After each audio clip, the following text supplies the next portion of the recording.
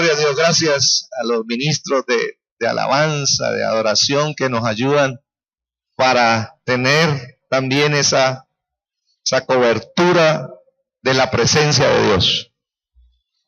Una de las grandes razones por las cuales nosotros celebramos la cena del Señor, la Santa Cena, es para recordar que Cristo venció a Satanás.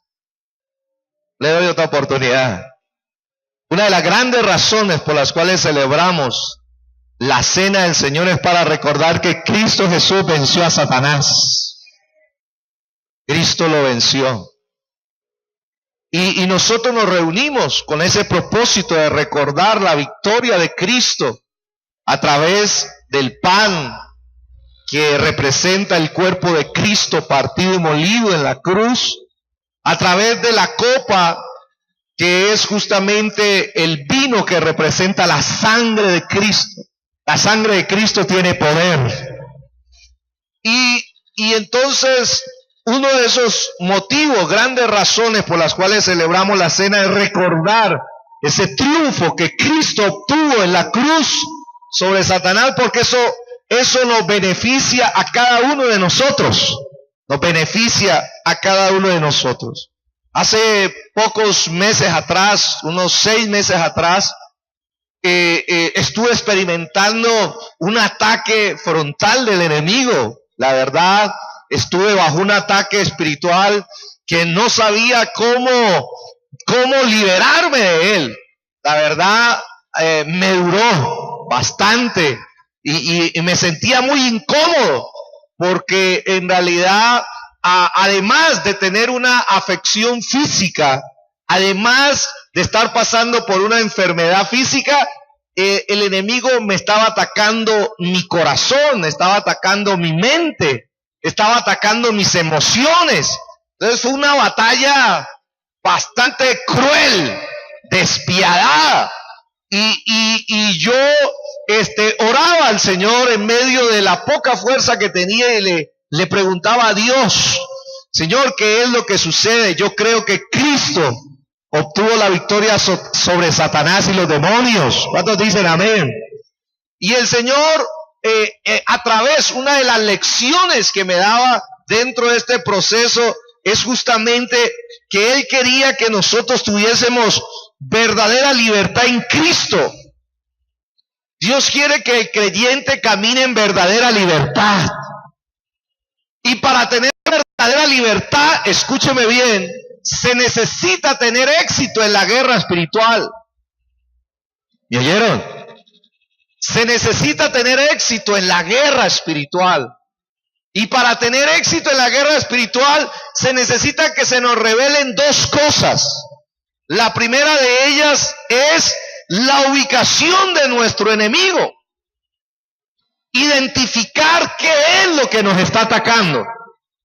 Identificarlo, ubicarlo. ¿Dónde está? ¿Qué es lo que quiere hacer? ¿Cuál es su plan? Y la segunda cosa que nos tiene que ser revelada por Dios para tener éxito en esa batalla, no solamente saber la ubicación, sino también el campo de batalla, donde tengo que librar esa batalla. Entonces, esas son herramientas que Dios reforzó y ha reforzado en mi vida. Saber con quién estamos peleando y dónde se encuentra la batalla.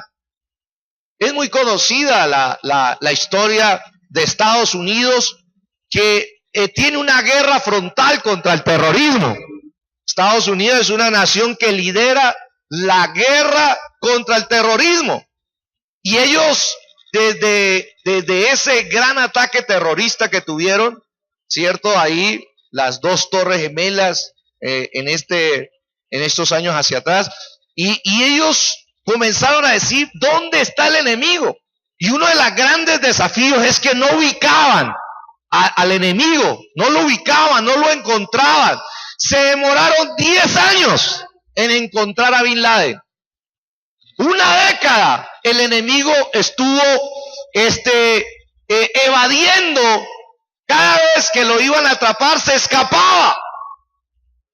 Hasta que en el año 2011, ¿cierto? Aproximadamente llegaron lo encontraron, lo ubicaron y lograron vencer al enemigo.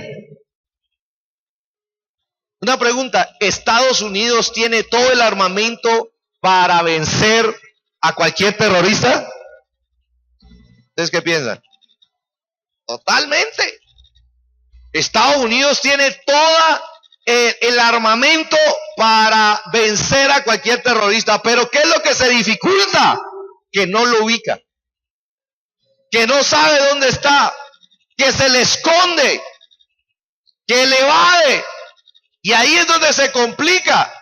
Ahora, una vez que vencieron a Bin Laden, quedó un estrago, que fue el movimiento de Al Qaeda. A pesar de estar vencido y muerto ya Bin Laden, dejó una serie de fragmentos a través de Al Qaeda que todavía sigue ejerciendo ese tipo de amenaza.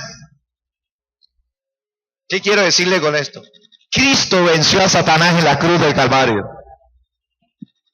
Diga conmigo, el diablo está vencido. No le dé miedo decirle, diga, el diablo está vencido. En el nombre de Jesús. Ahora, a pesar de que está vencido, no hay que negar de que él ha dejado fragmentos de amenaza donde él quiere hacerle daño a los hijos de Dios. Quiere hacerle daño a la iglesia. Ahora, la iglesia tiene todo el poder, la autoridad y la victoria de parte de Cristo para hacerle frente a Satanás y todo el infierno. ¿Cuántos dicen amén? Para ganarle la batalla que sea. Pero ¿cuál es el desafío? El desafío es ubicar e identificar a través de qué está atacando el enemigo nuestras vidas. Y hoy quiero hablarles de un arma que utiliza el enemigo para desestabilizar al creyente, que se llama la inseguridad. Yo estuve bajo un ataque donde el enemigo me quiso volver una persona insegura. ¿Sí? La inseguridad es lo que trae dudas, ataca la fe del creyente. Y oído a esto no es nuevo. Usted cuando revisa la Biblia se va a dar cuenta, por ejemplo, de que David, en el Salmo, dice la palabra de Dios 13, versículo del 1 al 3, dice la palabra del Señor, que él sintió ser atacado desde el punto de vista con Dios, de su relación con Dios, atacado a traerle inseguridad de que Dios estaba con él, de que Dios lo escuchaba. Ahora, por favor, estamos hablando de David, no estamos hablando de cualquier persona, estamos hablando de una persona que amaba a Dios. Y dice el salmista así: ¿hasta cuándo, Señor, me olvidarás para siempre? ¿Hasta cuándo esconderás tu rostro de mí? Mire, la situación, la aflicción que estaba pasando David, lo atacó en la parte de seguridad, en que él en su vida había caminado creyendo de que Dios estaba con él, de que Dios, su presencia estaba con él, pero el ataque fue tan fuerte que él sintió y él percibió una inseguridad de que Dios lo había abandonado, de que Dios lo había dejado a merced de ese problema. Mire lo fuerte que es esto. Dice: ¿hasta cuándo pondré consejos en mi alma? Salmo 13:2 dice: con tristezas en mi corazón cada día. ¿Hasta cuándo será enaltecido mi enemigo sobre mí? Tremendo. Dice la palabra de Dios en el versículo 3: mira, respóndeme, Señor Dios mío, alumbra mis ojos para que no duerma de muerte. Un ataque a la seguridad de que Dios estaba con él. Un ataque a la seguridad de que Dios responde nuestra oración. Dígame algo. Esto ha pasado en la historia de los creyentes. Ataque con el espíritu de inseguridad. Y dice la palabra, otro ejemplo: Moisés fue atacado en la inseguridad de su llamado. Dios lo había llamado a él. Dios lo había escogido a Moisés desde el vientre de su madre, así como a ti y a mí. Dios te escogió antes de nacer, Desde el vientre de tu madre Dios te escogió, te separó. Él sabía que ibas a nacer y Él te tenía escogido para ser un hijo y una hija de Dios. Pero Moisés llegó un momento que entró en crisis de una inseguridad en su llamado. Y Moisés comenzó entonces a sacar excusas y decirle, mire, entonces digo Moisés al Señor, Éxodo 4:10, digo Moisés al Señor, ay Señor, nunca he sido hombre de fácil palabra, ni antes, ni desde que tú hablas a tu siervo, porque soy tardo en el habla y torpe de lengua. Sentía que no era la persona que Dios tenía para este tipo de ministerio, para liberar a toda una nación. Y entró en inseguridad. El ataque de la inseguridad es en diferentes niveles. En hacer dudar al creyente de que Dios está con él. En hacer dudar al creyente de que Dios responde oraciones. En hacer dudar al creyente de su llamado. Gedeón, dice la palabra de Dios, fue otro caso de inseguridad. Dice la escritura en Jueces 6:15, entonces le respondió, Señor mío, ¿con qué salvaré yo a Israel? He aquí que mi familia es pobre en Manasés y yo el menor en la casa de mi padre. Vino el ataque, un ataque espiritual a la vida de Gedeón para paralizar su capacidad. Y se sintió inseguro de la capacidad que él tenía para servirle a Dios. ¿Se da cuenta? Y uno de los ejemplos más terribles de la Biblia es una persona que no trató con la inseguridad. Fue Saúl. La Biblia dice que Saúl era un hombre inseguro de la posición que Dios le había dado. Y esa inseguridad lo llevó a él justamente a desconfiar de David. Lo llevó a consultar una bruja en vez de consultar a Dios. Mire hasta dónde puede llevar la inseguridad. La inseguridad lo llevó como líder aún a destruir casi al pueblo que Dios le había encomendado. Un líder inseguro es un peligro. Y esto, cuando hablamos de liderazgo, lo aplicamos al matrimonio. Un esposo, cabeza de familia, un líder con inseguridades es un peligro. Un padre, una madre luchando con inseguridades negativas de parte del mundo espiritual es un peligro. Ahora, ni hablar un pastor o nosotros los que Dios nos ha puesto por gracia liderar una iglesia. Ahora, cuando le estoy hablando de esto, imagínese esa inseguridad espiritual cuando se traslada al plano del matrimonio. Cuando un esposo comienza a dudar de su esposa. Cuando una esposa comienza a dudar de su esposo, cuando los padres comienzan a sospechar de sus hijos que no están en buenos caminos, que se van a descarriar, que les va a pasar algo malo, y comienza la duda a carcomer. Todo este plano se traslada aún el plano laboral, cuando la gente es insegura de la profesión, lo que estudió, se dedicó 5 o 6 años a estudiar, sale de ahí y luego no está seguro de que esa era la profesión que debía hacer. Y entonces hay veces piensa de que perdió el tiempo, de que invirtió mal sus días ahí. Un empresario que se esforzó en levantar una empresa, un negocio, lo puso a andar, pero luego por X o Y situación viene el ataque en la seguridad, en la certeza que tenía, en la fe que tenía. ¿Sabe? Todo ese proceso de ataque es un ataque espiritual. Y por eso el Espíritu de Dios nos ha puesto a estudiar un libro en la Biblia. ¿Sí? Segunda de Pedro, el capítulo 1. Y nos ha estado hablando de que nosotros tenemos que ponerle atención a ese ataque para nosotros tener victoria en el nombre de Jesús.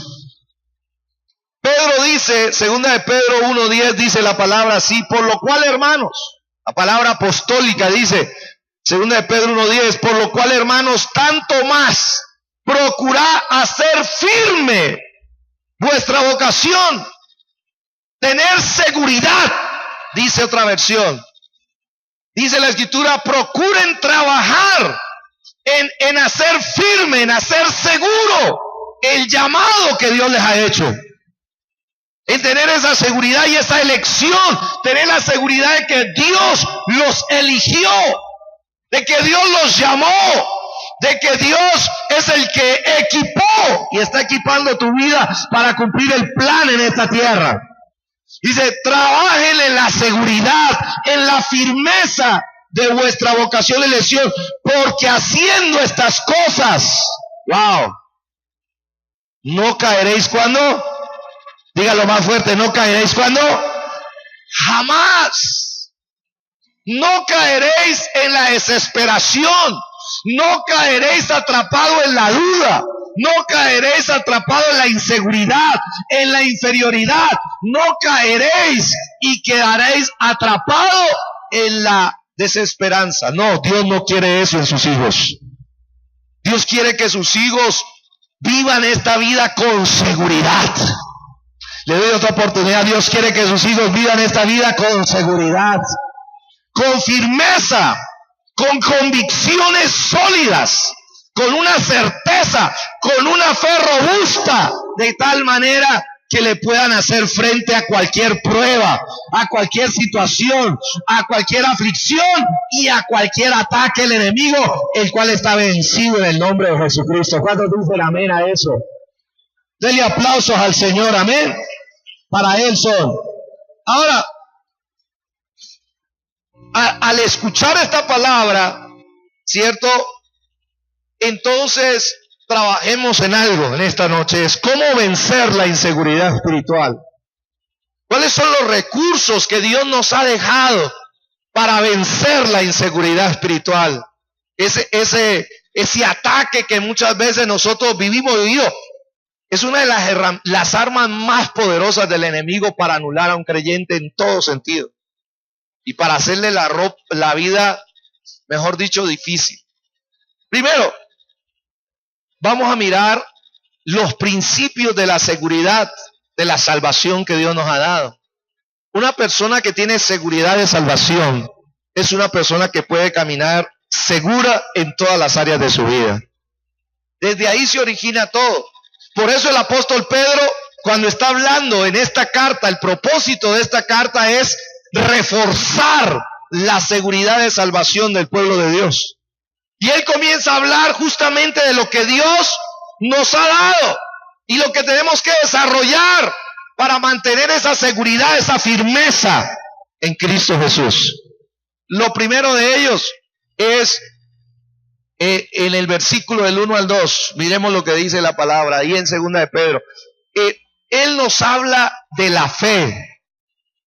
Porque si vamos a hablar de que hay un ataque a la inseguridad, es porque hay un ataque a la fe.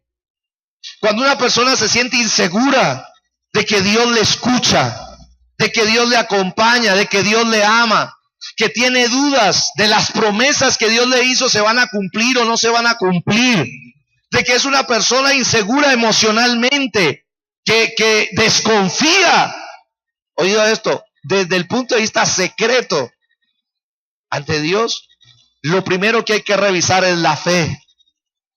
¿Qué es lo primero que hay que revisar? La fe.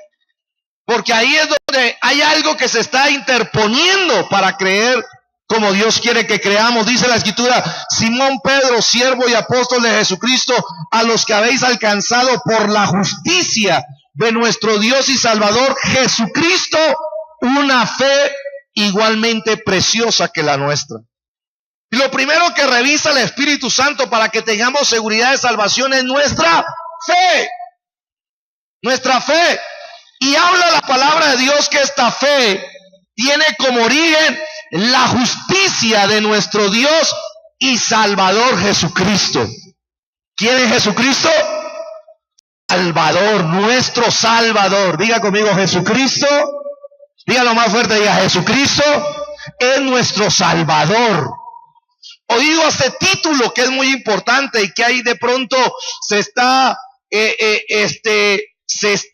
disminuyendo el poder de este título de nuestro Dios. Ahora, cuando el apóstol Pedro está hablando en esta carta, está haciendo énfasis en la fe de salvación. Él quiere que los creyentes revisten su fe de salvación, lo que llamamos la fe salvífica. la doctrina de la fe verdadera. Y la fe de salvación, el origen de la salvación es la justicia y la gracia de Cristo. En otras palabras, la fe que usted y yo tenemos se origina de la obra de Cristo en la cruz del Calvario. Recuerde que la justicia de Cristo significa que en la cruz Cristo entonces cumplió plenamente en obediencia y en rectitud todos los mandamientos de Dios. Y en la justicia de Cristo usted y yo hemos sido justificados. ¿Qué quiere decir eso? Que Dios te aceptó a ti y a mí. Y como Cristo ya pagó por todos nuestros pecados en la cruz del Calvario, la justicia de Cristo ha sido colocada a favor de nuestras vidas. Usted y yo, pecadores. ¿Cuántos pecadores hay aquí? Seguimos siendo pecadores. Redimidos, sí, pero pecadores. Pero ¿sabe? Ya Dios no toma en cuenta nuestro pecado, sino que Él toma en cuenta la obra de su Hijo en la cruz. Y como Él fue justo, se entregó por los injustos. Él pagó el precio y recibió todo el castigo de nuestra injusticia. Y como Él recibió todo el castigo de nuestra injusticia, ahora usted y yo somos justificados por la gracia de Dios. La doctrina de la justificación es hermosa y hay que entenderla y comprenderla para uno entender la maravilla de lo que hizo Dios a favor de nosotros. Ahora, ese es un repaso para lo que hoy, ¿cierto? Usted tiene que saber lo siguiente, que usted y yo delante de Dios ya no vamos a recibir el castigo de Dios porque Cristo recibió todo el castigo que usted y yo nos merecíamos. Ahora ya no vamos a recibir castigo, ahora lo que vamos a recibir es el favor de Dios. ¿Cuántos dicen amén? Eso lo hace nuestra fe salvífica en la obra de Cristo nuestro Salvador.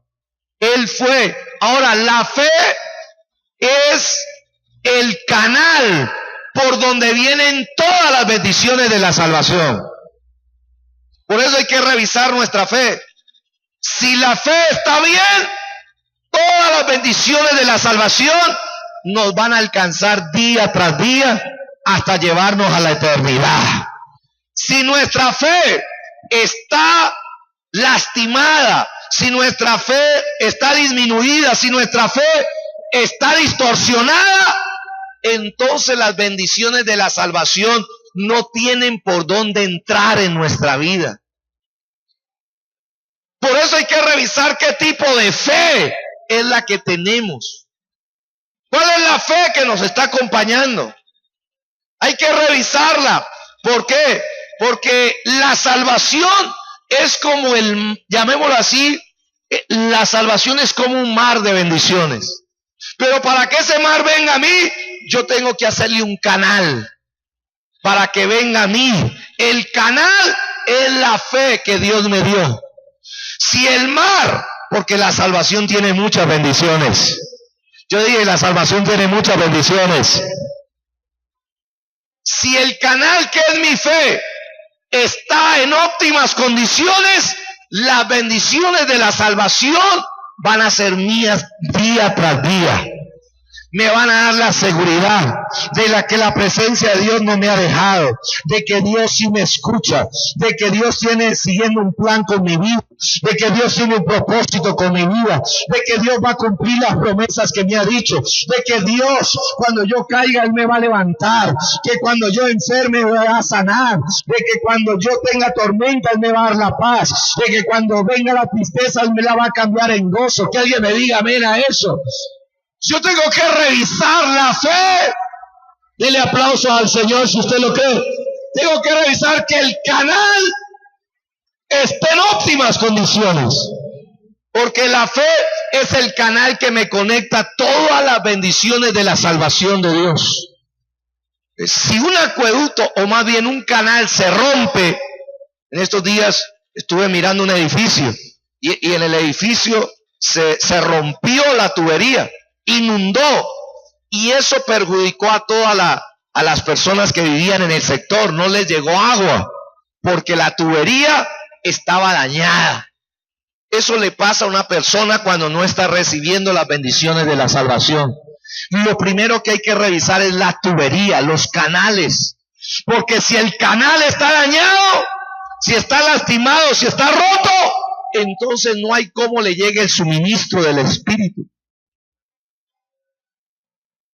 Dice el apóstol en otra área, en otro texto, dice, ¿cómo recibieron el suministro del Espíritu Santo? ¿Por las obras de la ley o por escuchar con fe?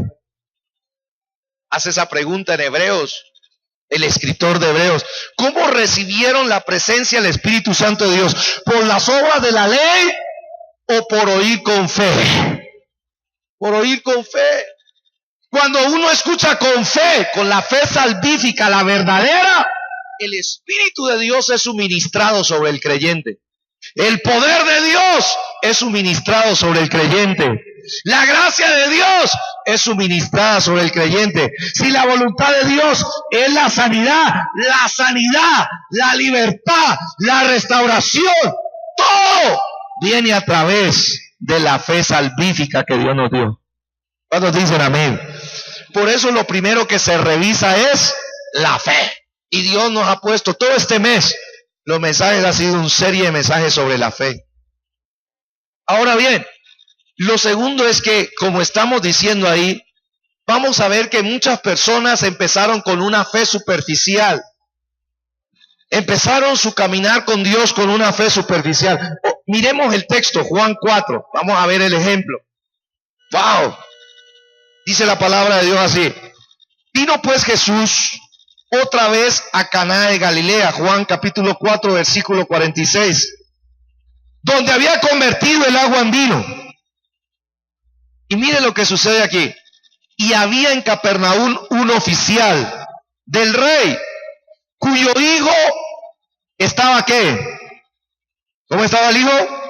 Enfermo estaba el hijo. Cuando oyó que Jesús había llegado de Judea a Galilea, vino a él. Mire lo que hizo. Y le rogó que descendiese y sanase a su hijo, que estaba a punto de morir. Entonces Jesús le dijo, mire lo que dijo Jesús, si no vierais señales y prodigios, ¿qué le pasaba? No creeréis. Esto era un regaño del Señor. Ahorita lo vamos a mirar por qué. Dice, y el oficial del rey le dijo, Señor, desciende antes que mi hijo muera. Claro, estaba en angustia. Luego dice la palabra del Señor, ayúdeme. Jesús le dijo, ve. ¿Qué le dijo Jesús? Ve, tu hijo vive. Y el hombre, ¿qué hizo? Creyó la palabra que Jesús, ¿qué? Le dijo y se fue. Versículo 51. Cuando ya él descendía, sus siervos salieron a recibirle y le dieron nuevas diciendo, tu hijo vive. Entonces él les preguntó a qué hora había comenzado a estar mejor, y le dijeron, ayer a las 7 le dejó ¿qué? Le dejó la fiebre. Y sigue diciendo, el padre entonces entendió que aquella era la hora en que Jesús le había dicho, tu hijo vive, subraya esta palabra, y creyó él con toda su casa. ¿Cuántos dicen amén? ¿Cuántos quieren creer con toda su casa? Pero yo quiero, mire, denle aplauso a Dios, porque si el Señor nos habla de esto, es porque Dios lo quiere volver a hacer. Oído a esto.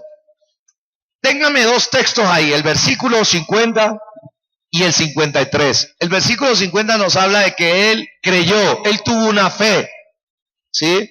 Dice la escritura, Jesús le dijo, ve, tu hijo vive, y el hombre creyó la palabra que Jesús le dijo y se fue. Ahí él tenía una clase de fe.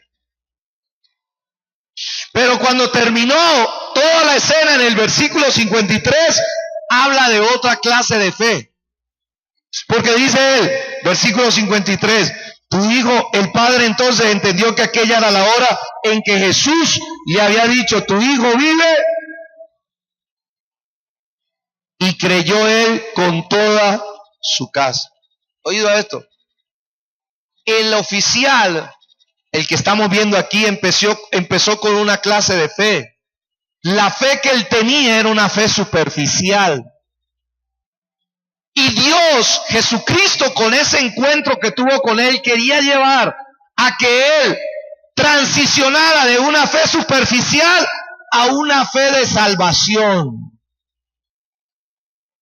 Tremendo eso, cuando Dios me mostró eso. De una fe superficial a una fe de salvación. Una fe salvífica. Ahora, ¿por qué creemos que tenía una fe superficial? Primero que todo, mire lo que dice el versículo 46. Dice la escritura que la fe de él era una fe, versículo 46 dice, vino pues Jesús otra vez a Caná de Galilea, donde había convertido el agua en vino. Y había en Capernaum un oficial del rey cuyo hijo estaba enfermo. Versículo 47 dice, cuando oyó que Jesús había llegado de Judea a Galilea, vino a él. Oído, él empezó con una fe superficial. Una fe superficial es lo que se le llama una fe de segunda mano. ¿Por qué una fe de segunda mano? Porque él había escuchado a otras personas hablar acerca de lo que el Señor había hecho. Él escuchó que Jesús había convertido el agua en vino, pero él no lo había experimentado. Era una fe de segunda mano porque él estaba escuchando de lo que Dios había hecho en otras personas, en un matrimonio, para salvar la fiesta de ese matrimonio. Y él escuchó, ¿sí? Y está bien escuchar los testimonios de otros, pero no dejaba de ser una fe de segunda mano porque él estaba escuchando, ¿cierto?, de las experiencias ajenas. Y hay personas que tienen una fe superficial, que dependen de la experiencia de otras personas. Y ahí es donde la fe se vuelve una fe débil. Tu fe debe ser una fe personal. En otras palabras, tú vas a ser salvo por la fe que Dios te dio a ti, no por la fe de tu mamá, no por la fe de tu papá. Yo estoy trabajando eso en mis hijas. Yo les estoy diciendo, yo soy pastor, pero no por la fe mía ellas se van a salvar. Ellas tienen que desarrollar una fe personal. La gente no se salva por la fe de su pastor. La gente se salva porque tiene fe en Jesucristo como Salvador. Tiene que desarrollar una fe personal, y es una fe, oído a esto, que no depende de lo de los demás, que tiene que tener su experiencia propia con Dios. Usted tiene que tener su experiencia personal con Dios. Una fe superficial, primero, es una fe de segunda mano. Segundo, es una fe que solo demanda señales. Versículo 48. Entonces Jesús le dijo, si no viere señales y prodigios, no creeréis. ¿Sabe qué significa eso? Que el oficial empezó teniendo una fe que necesitaba pruebas de Dios. Él le estaba diciendo, Señor, si tú sanas a mi hijo, yo creo. Y así no es con el Señor. Y Jesús por eso le dijo esta palabra. Si usted no ve señales y prodigios, entonces no va a poder creer. Está distorsionando el orden de la fe en Dios. La fe superficial es una fe que solo busca señales y milagros. Por eso hoy en día la gente está siendo distorsionada en su fe. Dios lo que quiere en usted es una fe de salvación, no una fe solamente para señales y milagros. Acudió al Señor pidiéndole un milagro. ¿Está mal? No. Tiene un problema con su hijo, está que se muere. Cualquiera que estuviera un problema de esos, buscaría al Señor para que hiciera el milagro. Pero el Señor no quería dejarlo con una fe que busca solo señales y no busca al Dios de las señales, que solamente busca los prodigios de Dios y no busca al Dios de los prodigios. Porque ahí había una distorsión en su fe.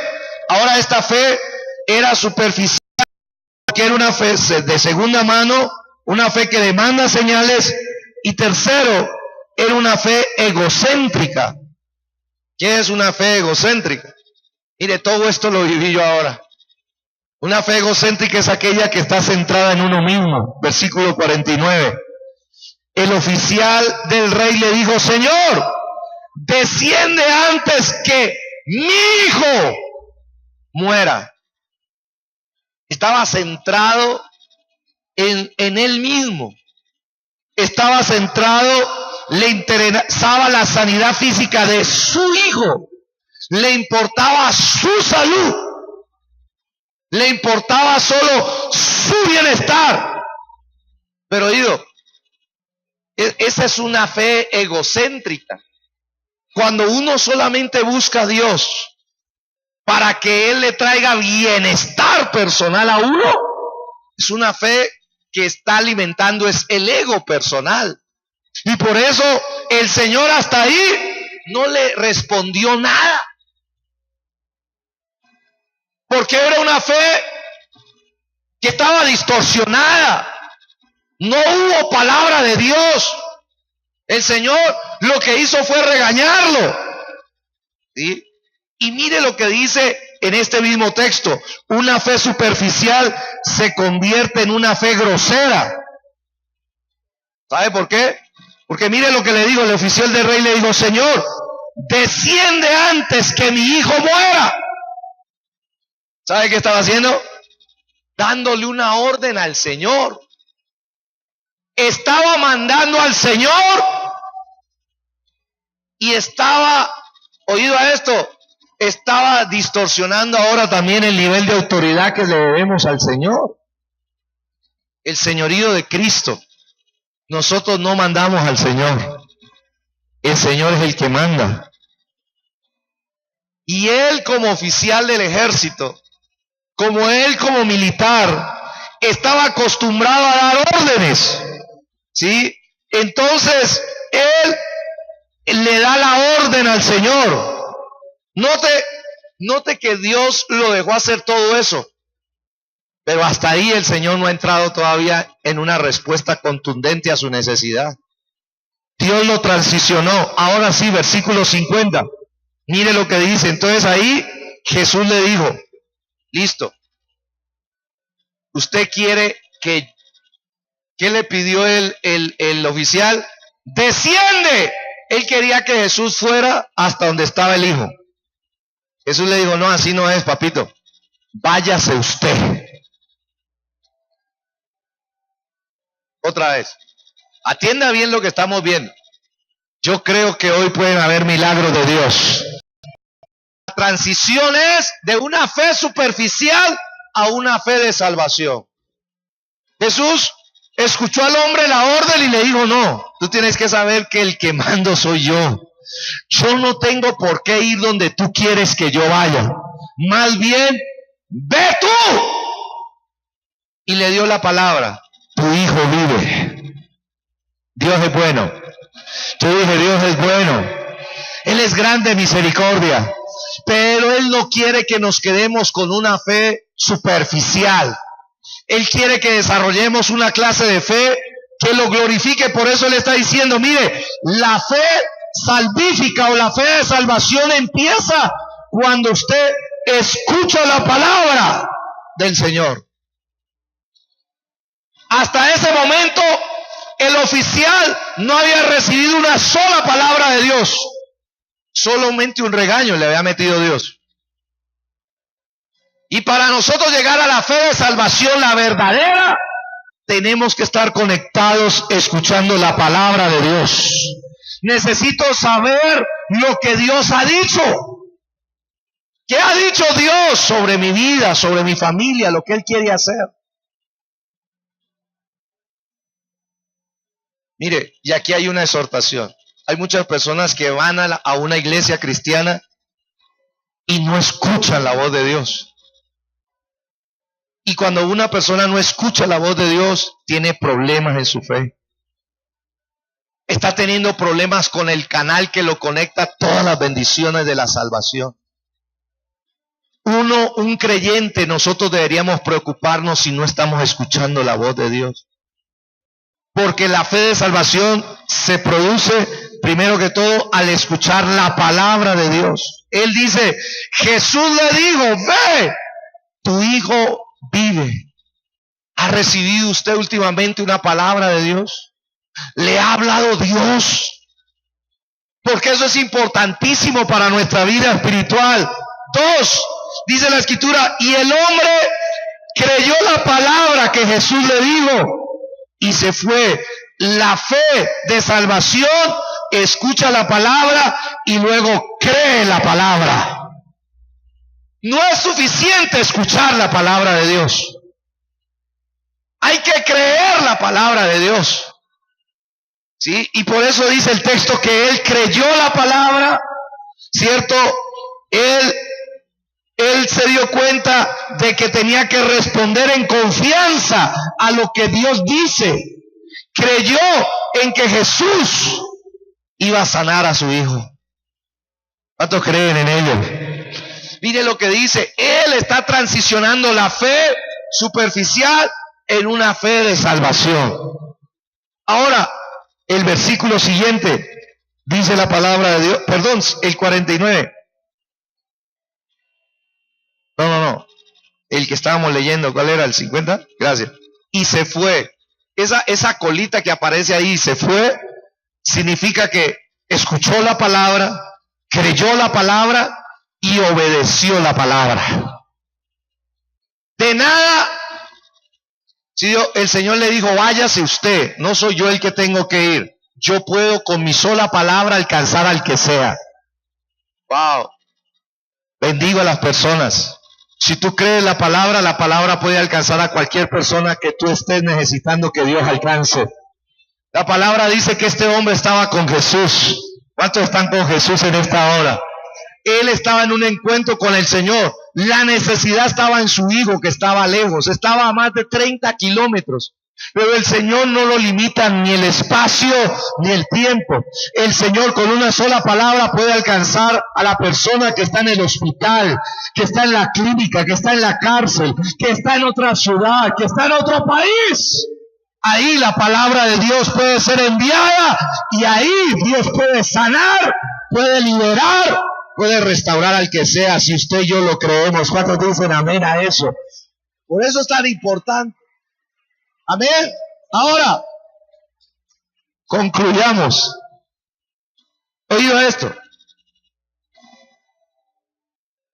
3 cositas para terminar. Mire, ahí quedé, pero está bien. Dice el versículo siguiente. Ahora sí, el padre entonces entendió, el 51, no. Cuando ya él descendía, sus siervos salieron a recibirle.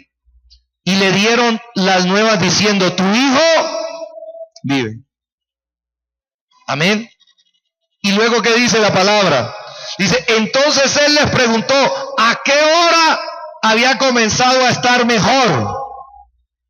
Y le dijeron, ayer a las 7 le dejó la fiebre.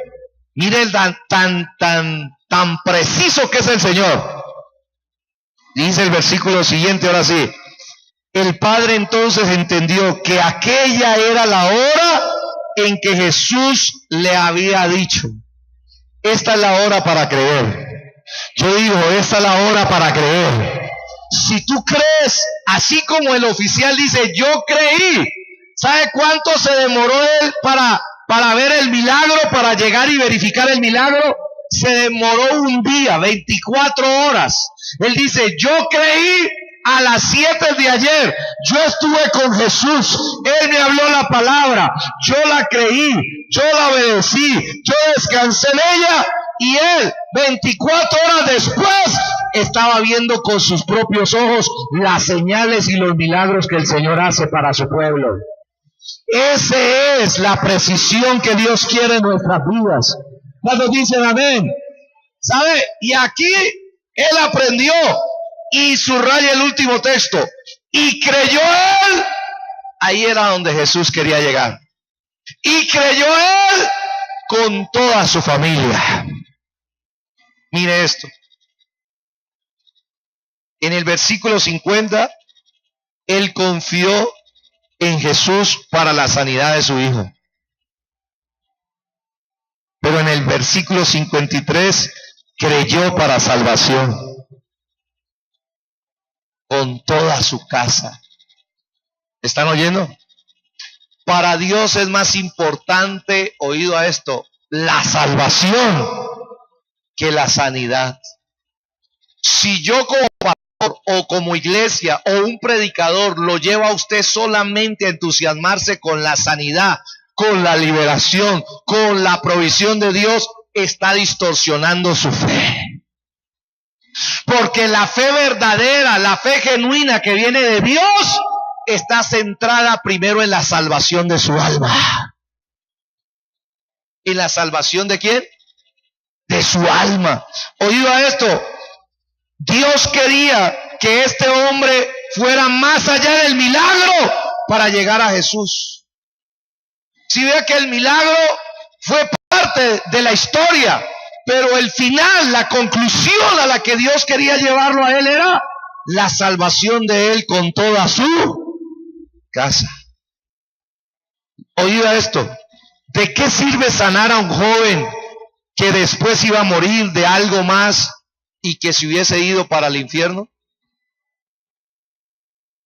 Si este hombre va y le dice, Señor, sana a mi hijo, y el Señor hubiera sanado a su hijo, oída esto, todos en esta tierra tenemos que partir en algún momento. De una u otra manera vamos a morir. Gracias por aquellos que saben esa realidad. Usted puede haber recibido una sanidad de Dios, pero ¿de qué sirve una sanidad? ¿De qué hubiese servido que Dios le hubiese sanado a su hijo si más adelante hubiese crecido, luego muere y se va para el infierno? Esa sanidad no hubiese servido sino para alargar, ¿cierto?, la estadía aquí en la tierra, pero no le hubiese servido para salvación. Mucha gente puede llegar a ser receptores de milagros y seguir estando perdidos. Muchas personas quieren recibir milagros de Jesús, pero escúcheme esto, ¿para qué recibir un milagro para seguir perdido? Es mejor estar enfermo y ser salvo. Otra vez, aunque es dura la expresión, es mejor estar en una enfermedad, con una dolencia, pero tener la seguridad de salvación. Es mejor, muchísimo mejor, que una persona esté, que de pronto esté con todos sus órganos saludables, su mente, su cuerpo, todo saludable, y estar perdido como muchos están hoy en día. Sin Cristo, sin salvación. ¿Para qué? Y aquí es donde terminamos. ¿Sí? Jesús no sana a todo el mundo. ¿Oyeron eso? Jesús no sana a todo el mundo, pero salva a todos los que lo invocan. Dele aplauso al Señor si usted lo cree. Y este es el orden dentro de la sana doctrina acerca de la fe. Yo no puedo mentirte, tampoco ilusionarte de que Dios te vaya a sanar. ¿Oh? Yo creo que Dios es un Dios de milagros. Pero lo que sí estoy seguro es que si de pronto Dios no te sana, lo que Dios sí puede hacer es salvarte. Y para Dios eso es más importante que cualquier cosa. A mí me toca hablar la verdad, porque hoy en día se está distorsionando y la gente muchas veces acude a las iglesias o acude a Jesús o acude al Evangelio con falsas expectativas. Usted tiene que saber que una fe superficial se enfoca en lo temporal y en lo físico. Una fe de salvación se enfoca en lo eterno. Y lo eterno es la vida eterna que Cristo nos vino a ofrecer.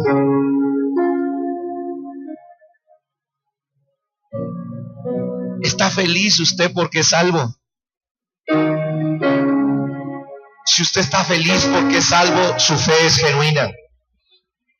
Pero si usted está pasando un momento de inseguridad, de infelicidad, a pesar de que dice confesar a Cristo como su Señor y su Salvador, su fe está herida. Su fe está rota. Porque una persona que tiene una fe salvífica puede ser feliz a pesar de que esté enfermo, a pesar de que no tenga trabajo, a pesar de que esté rechazado, a pesar de que este mundo se le venga encima. Una persona que tiene fe y que es salvo, dice: Señor, con todo y eso me gozaré y me alegraré en tu salvación. Porque puede ser que no tenga la salud que tienen otros, puede ser que no tenga la familia que tengan otros, puede ser que no tenga el dinero que tengan otros, puede ser que no tenga el trabajo que tengan otros, pero tengo a Cristo como mi Señor y mi Salvador. Dele aplauso al Señor fuerte. Oye, la fe de salvación no es egocéntrica, o sea, no está preocupada por su propio bienestar. La fe de salvación es cristocéntrica. ¿Qué significa eso? Está centrada más en la gloria de Dios y en la voluntad de Dios. Eso es una fe de salvación donde yo digo: Señor, no son mis propios intereses los que están en juego, son los intereses tuyos. Señor, si la sanidad, si la libertad, si la restauración, si la prosperidad que me vas a dar, te van a dar gloria a ti, la quiero. Si no, no. Si la sanidad, si la libertad, si la restauración, si la prosperidad que yo necesito va a extender tu reino, la quiero. Si no, no la quiero. Eso es estar centrado en una fe salvífica, en una fe cristocéntrica. ¿Cuántos dicen amén? Ahora sí, todo que se empiece. ¿Por qué tomamos la cena del Señor hoy? Porque el Espíritu Santo de Dios reveló un ataque. El Espíritu del Señor quiere que tú tengas victoria sobre el espíritu de inseguridad, de la duda, de lo que daña la fe del pueblo de Dios. ¿Sabe Dios que me mostró en visión? Que muchos canales por donde las bendiciones de la salvación quieren entrar a nosotros está distorsionado, está torcido, está quebrado. Y por eso es que hay veces no experimentamos la abundante gracia de Dios en nuestras vidas. Por eso hay veces no experimenta el creyente el suministro del Espíritu Santo, del poder de Dios, de la paz de Dios y de todo aquello que Dios quiere darnos en nuestra vida espiritual. Primero es: ¿qué clase de fe tenemos? ¿Es una fe superficial o es una fe de salvación? Porque si es una fe de salvación, entonces esa fe de salvación va a ser tuya y va a alcanzar a toda tu casa. Yo digo, va a alcanzar a toda tu casa. Se lo digo con mi corazón, con todo mi corazón. Por favor, es un ruego del Espíritu Santo. No descuides esta salvación tan grande por nada del mundo. No la cambies por nada del mundo.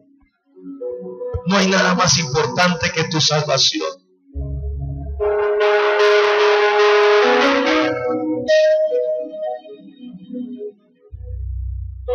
Es un ruego del Espíritu Santo a la iglesia. Te lo suplica el Espíritu Santo.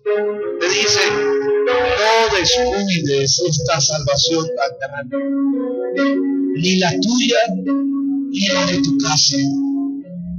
Y toma victoria sobre el espíritu de inseguridad y de duda que ha querido venir a dañar tu fe de salvación. La fe verdadera, la fe genuina, por eso celebramos la cena del Señor. Oremos a Dios en esta noche. Te pido a los hermanos que me van a ayudar a servir la cena. Vamos a tener hermanos también allá atrás. Va a haber un grupo allá atrás y otros aquí adelante. Mientras hacemos una oración. Padre, te damos gracias por tu palabra de Dios. A los que amamos a Dios, todo nos ayuda para bien. Ahora entiendo por qué pasamos procesos de separación, de ataque, para tener el discernimiento, Señor, de que lo que nos ha venido sucediendo es que el enemigo de una manera sutil ha estado atacando la fe de tus hijos, ha estado torciendo la fe de tus hijos, de una manera sutil ha estado rompiendo la fe de tus hijos, y muchas veces no lo detectamos, muchas veces no lo percibimos. Señor, gracias, porque en esta noche el enemigo ha sido descubierto. Gracias porque en esta noche se ha revelado y se ha identificado el espíritu, el arma y el ataque que ha venido contra nosotros, los pastores, contra los líderes, contra la iglesia. Padre, y en el nombre de Jesús, en este día queremos tomar la cena del Señor de una manera digna, primeramente reconociendo que tú, Jesucristo, no viniste para que la gente te conociera como un maestro, no viniste a la tierra para que la gente te conociera como un profeta, no viniste a la tierra para que la gente te conociera como sanador, tú viniste a la tierra para que la gente te conociera como Salvador. Tú eres nuestro Salvador. Tú nos salvaste de nuestros pecados. Tú nos salvaste de la condenación eterna. Tú nos salvaste del infierno. Tú nos salvaste, Señor, del castigo, de la ira de Dios. Nos salvaste. Y hoy, en esta cena, queremos reconocer una vez más ese título y reconocer quién eres tú para nosotros. Señor, venimos ante tu presencia. Dígalo ahí donde usted está. Tú eres mi Salvador. Yo soy salvo por tu gracia. Dígalo. Hoy recuerdo una vez más, me afirmo. Diga, trabajo en la seguridad de salvación. Diga, soy salvo, no por las obras, no por mi propia justicia. Diga, soy salvo por la justicia de Cristo. Diga, soy salvo por la obediencia de Cristo. Diga, soy salvo por la rectitud de Cristo. Soy salvo por la gracia de Dios. Diga, soy salvo por lo que Cristo hizo en la cruz del Calvario por mí. Diga, soy salvo porque Cristo en la cruz del Calvario recibió todo el castigo que yo merecía. Diga, soy salvo porque Cristo en la cruz del Calvario llevó todos mis pecados, llevó todas mis maldades, llevó todas mis iniquidades. Diga, soy salvo.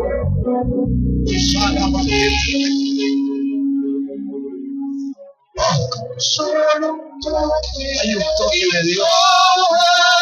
Hay un toque restaurador en tu fe en esta noche.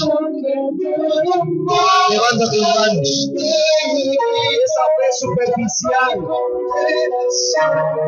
esa fe distorsionada, esa fe egocéntrica, esa fe de segunda mano, esa fe que solamente persigue señales.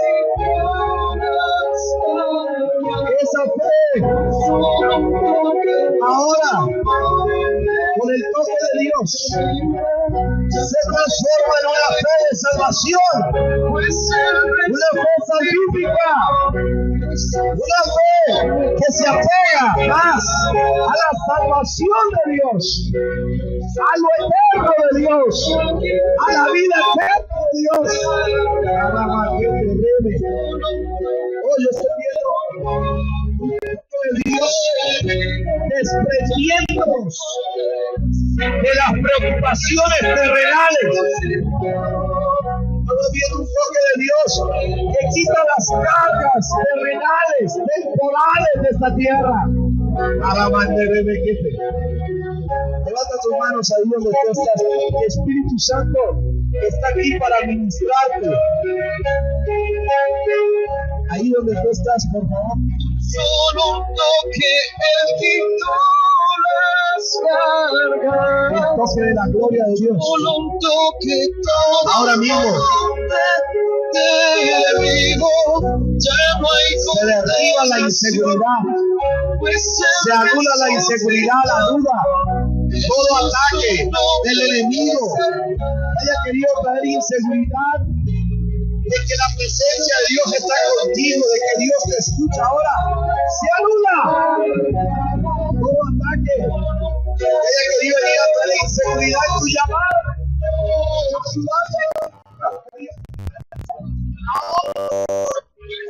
En el nombre de Jesús, todo ataque que haya traído inseguridad en la capacidad que Dios te ha dado, se levante. En el nombre de Jesús, todo ataque que haya traído inseguridad en la posición que Dios te dio, en el liderazgo que Dios te dio, se desarraiga, se destruye, se desvanece. En el nombre de Jesús. Deje que el Espíritu de Dios me toque y me ministre ahí donde usted está. Padre, dígale ahí donde usted está, dígale, Señor, en este día te pedimos perdón, dígale, y renunciamos a toda duda de nosotros mismos, a toda falta de confianza en nosotros. Diga, Señor, en este día te pedimos perdón y renunciamos por toda falta de certeza, Señor, de nuestro valor, del valor que tú le has dado a nuestra alma, de nuestro lugar que tú le has dado a nuestra vida. Dígale, Señor, te pedimos perdón y renunciamos al miedo de ser rechazados, a la inseguridad profunda de nuestros propios sentimientos. Diga en el nombre de Jesús, diga, te pedimos perdón y renunciamos a toda bajoestima, a toda necesidad de aprobación del hombre. Diga en esta hora, renunciamos, dígale, pedimos perdón y renunciamos a toda falta de certeza, a estar todo el tiempo a defensiva, a la inhabilidad de recibir y procesar las críticas que nos traen inseguridad. Diga, pedimos perdón y renunciamos a toda autopromoción en el nombre de Jesús. En esta hora, diga, pedimos perdón y renunciamos a ser abusivos, a ser autoritarios en nuestras relaciones. Diga, pedimos perdón y renunciamos al celo irracional. En el nombre de Jesús, diga, pedimos perdón y renunciamos a ser hipercríticos de nosotros y de los demás. Diga, en el nombre de Jesús, pedimos perdón y renunciamos a los comportamientos abusivos, físicos, verbales y emocionales. Diga en esta hora, diga, la sangre de Jesús me hace libre. Una vez más, diga, la sangre de Jesús me hace libre. Puede venir aquí al frente a tomar los elementos de la cena, por favor. Allá atrás hay un grupo que reparte la cena también. Sí, puede tomar los elementos de la cena.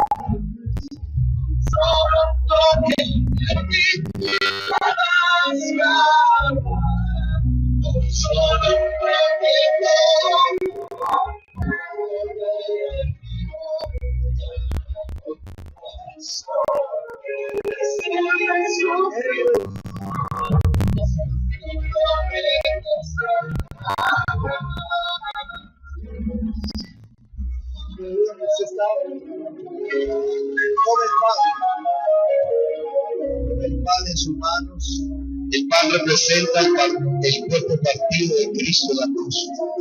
Padre, en el nombre de Jesús, gracias por el pan que representa el cuerpo partido en la cruz del Calvario, el amor que nos tuviste.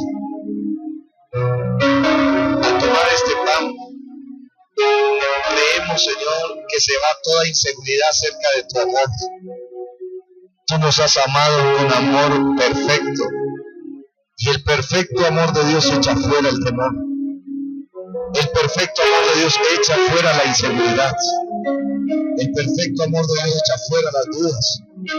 En el nombre de Jesús, al tomar este pan, recibimos el amor perfecto de Dios, el amor eterno de Dios, que nos da seguridad de salvación, que nos da seguridad espiritual y que nos da seguridad, certeza, confianza en Dios. Y esa confianza en Dios nos vuelve una iglesia también que tiene seguridad en las relaciones, seguridad en el hogar, seguridad en el ministerio, seguridad en el servicio a Dios. Puede tomar el pan en el nombre del Señor.